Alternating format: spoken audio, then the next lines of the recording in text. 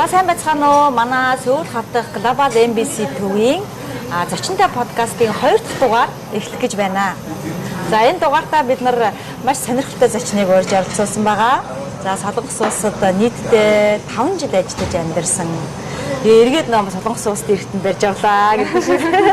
За ингээд манай 5 жилд Солонгос улсад ажиллаж амьдрахтаа монголчуудаа бас нэгэн үлгэр жишээ байсан. Тэгээ оюунлаг, чадварлаг ийм сайхан бүсгүйг оролцож байгаадаа маш их баяртай байна. Ингээд ариунаа үзэгчдэд өөрийгөө танилцуулахгүй юу?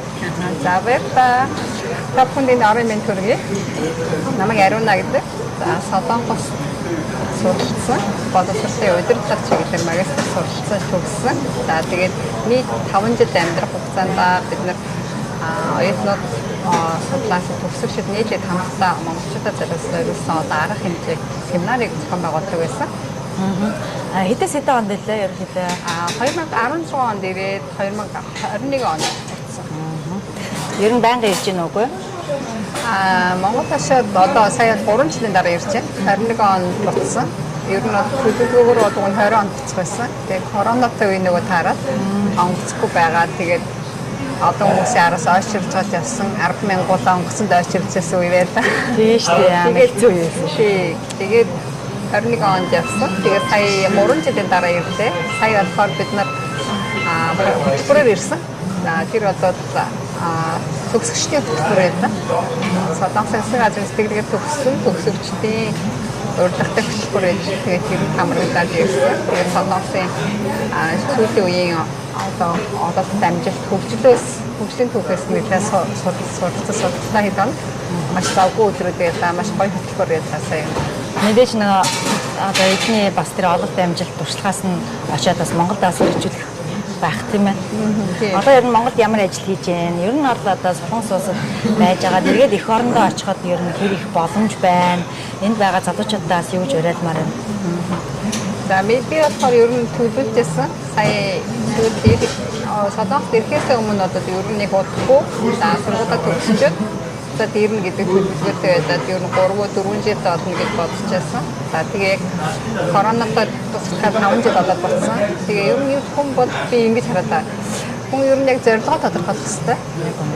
Юг амжуулаад юг яах юм те хугацаа цаг хугацаа одоо хязгаар байхгүй шүү дээ. Бид нар өөрсдөө амжуулахгүй бол тэгэхээр хугацаа тавьж өгөө тэр хугацаанд өөрийнхөө амжуулах зүйлүүдийг амжуулаад тэгээд дараачихаа зорилго руу явах хэрэгтэй юм шиг надад санагддаг.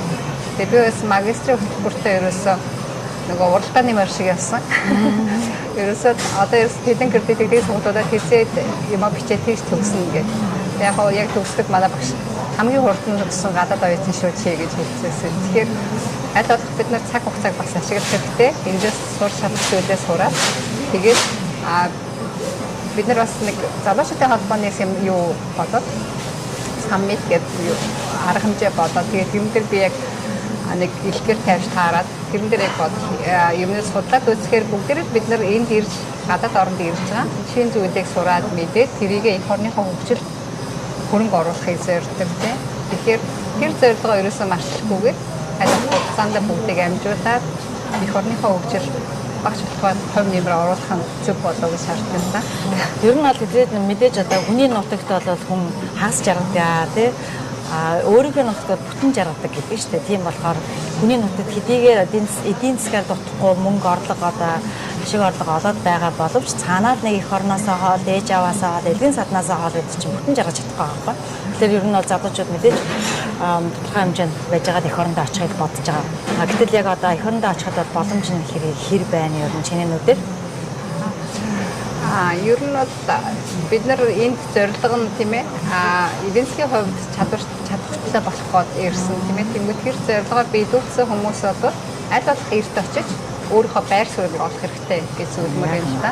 Яг хоёр орны хувьд бол нэлээд ядгатай зүйл байгаа. Сургад ч гэсэн тэгдэг. Сурцсан агуулга хүртэл өөр байдаг. Би яг анх ирчээ мэдэрсэн зүйл юу гэхээр Монгол үзчихсэн агуулгаас нэг би энд ирээдүг ирээ судалж байгаа юм шиг юм болцсон байхгүй юу. Тэгэхээр яг тэр байдлаараа илүү агуулга те илүү хөгжилтэй байдагсан. Тэрийгээ сурч авчаад тэрийгээ буцаж ишиж ашиглах боломжууд нь байгаа. Тэгэхээр аль болох эрт очиод өөрийнхөө байр суурийг олох хэрэгтэй.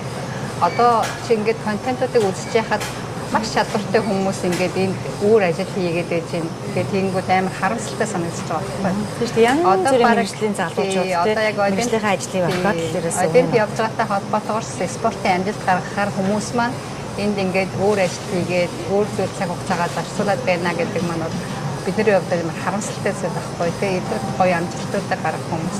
Тэгэхээр өөрсдөө цаг хугацаагаар шахаж өөрсдөө зорилго тавиад тэрийг амжуулсан бол аль болох эрт Монголд очиж өөрийнхөө дараагийн байр суурийг тийм ээ өөрийнхөө авахын олж авах юм чухал гэж би бодож байна. тийм шүү. Яг үнэ. Өстой зөвлөгөө өглөө. Ер нь одоо хүний нутагт амьдрал байвал амьдрал юм. Нэгэнт одоо мөнгө олоод ашиг орлогоо олоод тэгээд ихтэй тэрнийхээ ярээр өртөг өндөртэй газар. Тийм болохоор хэрвээ одоо мөнгөний хоригдлол үүсгэнэ, орон байр авна гэсэн бол эхний хэдэн жилдээ л гүрийж ягаад зорилгодоо хүрэхгүй байх юм. Хүрэхгүй бол болдгүй юм байна. Гэтэл бол маш олон хүмүүсийн туршлагаас харж байна. Тэр яг чиний хэлдэг шиг одоо Ариуна шиг ерөнхийдөө Ариунагийн одоо яагаад энэ подкастаа орж оролцуулсан бэ гэхээр яг л ийм хэрэгтэй зөвлөгөө өгөх бах та гэж бодсон. Манай подкастыг үзэж байгаа хүмүүс одоо нэг хүн ч гэсэн нэрээ би бас тиймэр юм биш үү гэдээ гоё мотивац урам зориг аваасай тий. Тэгэхээр зорилгоо маш сайн тодорхойлоод тэгээд тэр зорилгоо биелүүлжээд эх орондоо хурдан очиорой эргээд тэр байр суурь ажил карьераа бодоорой гэж хэлмээр байгаа юм байна. Тий. Одоо би одоо төрийн байгууллагад ажиллаж байна л да. Нийслэлийн засаг дарганы хамгийн газарт ажиллаж байгаа. Тэгээд одоо Монголд одоо ерөөсөө олон улсын хүчин бол хомсдолд орсон бас адилхан. Тэгэхээр эдгээр асуудал яг л Монголд адилхан тулгарч байгаа. Тэгэхээр яг чадвартай хүмүүс маань яг тэн дээр хүний нөөцөнд тутам байгаа байхгүй юу? Тэгэхээр очиод одоо ажлын байр байх уу, байхгүй юу гэдэг нь бол санаа зовох асуудал биш. Яг мэргэжлэрээ ажиллах тийм ээ. Өөрийнхөө зорьсон зүйлээ хийх боломжууд нь байж байгаа. Гол нь өөрөө яг зорилгоо яаж тавих юм, хаана байх юм гэдгээрээ бодоод үсэх юм бол ажлын байр болон юмнууд бол бүр боломжтой байгаа гэсэн. За маш сайхан зөвлөгөө өгсөн. Тэгээд энэ цөөхөн хоногийнхаа хажуугаараас бид нар цаг зав гаргаад манай нэвтрүүлэлд орсон маш их баярлалаа. За баярлалаа. Урьсанд баярлалаа. За тэгээд миний туршлагыг сонсъё гэж урилга өгсөн учраас би бас цаг гаргаад оролцох хичээдэг. Тэгээд яг богино хугацаанд та бүхэнд хэлцээдүүдийг хэлж чадсан болов ямар ч байсан нэг удаа ч гэсэн тийм ээ бодоод үзэх зүйлийг хэлсэн болов гэж бодож байна. Тэгэхээр та бүхэн өөрсдөө амжилт хүсье. Цаашдаа зорилгоо биелүүлээд хүссэн зүйлдээ хүрээрэй гэж хэлээ. За баярлалаа. За үзэгчид та бүхэндээ бас маш их баярлалаа. Дараагийн нэвтрүүлгээр уулзцгаая.